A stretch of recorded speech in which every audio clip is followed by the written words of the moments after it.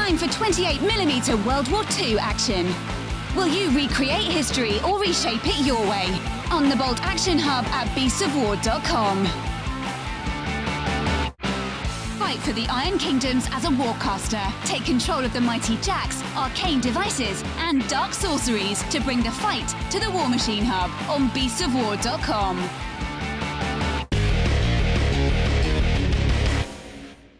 Hi guys, welcome to What's in the Box. As you can see, I'm joined by Alessio Cavatori himself, and today we're going to be unboxing Waterloo, Quelle Affaire. Oui. So you had a look at this with Warren a good while ago, but I'm guessing this is now the production version of the game. Correct, yes, it's real. That's real. All right, well, I've got closed camera set up, so we will get a look inside this box, but the first thing I want to show you, the beautiful, beautiful artwork you've managed to get on the front of this. So what are we seeing on this piece of art? Well, Peter Dennis is the artist, and you know him from the cover of a lot of games and boxes of toy soldiers, throughout history. And his art is always amazing. And that is a British square. Being charged by the French, I'm guessing? Yeah, charged by French heavy cavalry. And I remember showing this to people for comment, etc. And I remember Alan Perry going, "All right, so these French are charging against the Hanoverians," and I went, "No, British." And he went, "I think you'll find that the forage cap of this guy here was a different color." And he goes like, "Wow, that clearly means that they are Hanoverians, not British." He was like, change the cap. And then Alan proceeded to tell us how actually they didn't by default carry any firearm. See this guy's firing a pistol. So, at the square. I go to the correct camera. Yeah. So there's a guy firing. One of the cuirassiers firing a pistol at the square. Right. Because no, they didn't carry anything like this. But we did say, well, no. Regularly they didn't, but some of them might have decided to take a pistol they owned to the thing. I've just wiped out an entire unit of British. Oh, I see a rather nice pistol there. I think I'll have that as a little trophy. Well, and also, fairly normally people tended to take stuff they own. Because you had a pistol, it was your family's pistol, and you wouldn't want it with you, and in the saddle of your horse. You never know. So. That last moment of going, crap, I'm just going to shoot you. Better to have it than not. Yeah. All right, well, let's get into the box. So first thing we come to is a very nice light little rulebook. You're not going to have a long time before you're actually up and playing the game. Yes, not a lot of rules. Yes. So, see, I'm old. My brain cannot cope with lots of rules. Also, because a lot of that is actually optional at the end and things. So it's Aha. Now this is the bit I've been wanting to get to. So if you take the box over there, I will. We'll actually get our game board folded out. Now I won't be able to get all of this on under camera, but I will shift it about for you. So what we're seeing is the Waterloo battle area. Yeah. Yes, the battlefield, a game by Peter Dennis, with all the famous features are there. So you have, of course, we have Le Haine. The Hougoumont, the famous Chateau de Hougoumont, La Haye-Sainte here. Sorry for the pronunciation from my friends. It's absolutely fine, trust me. We butcher pronunciations all the time on here. But I'm also seeing on the board here is actually some of the actual game mechanic stuff. So these components here are for actually through playing the game, yeah? Yes, so you have a reference here, and you have, of course, the turn track with the turn for when you start rolling for reserves coming in. Okay, well, that's our map. Very lovely. Now, hopefully I fold this the correct way. Without breaking it, yeah. And don't destroy the game. So if you grab me the next part out of the box. There you go. So, these are deployment cards to show how we're deploying our different forces, yeah? Yeah, this is for the historical version, if you want to play the battle as for the historical deployment. So on this side you have the French deployment and the British. So the French deployment here. I had it upside down, whoops. And the British deployment here, from the point of view of the British. Historical, because you can play a non-historical version as well. Right, so you can play a what-if scenario of Waterloo. That's right. You can play basically what we call the night before the battle. But let's not get there. So the historical... So on the other side of these cards, so deployments on one side, on the other card you have the orders of battle, which shows you your forces. So the French have the army level commanders, and then the corps commanders, and each of the corps with the forces in each of the corps. Yeah. And same for the British, of course. So we have Wellington there, and then Blucher there with the Prussians. Yeah. Okay. Cool. So what's next in the box?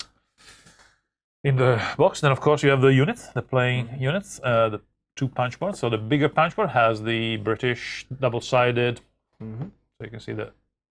Again, the pieces have been illustrated by Peter Dennis. So again, there's beautiful art which changes with the type of unit. So for example, French line infantry would be different from French guard infantry, and the same for the cavalry, different types of cavalry, artillery. So if we will zoom in, I'll show you some of these pictures close in, I suppose. But yeah, basically they're all drawn by Peter.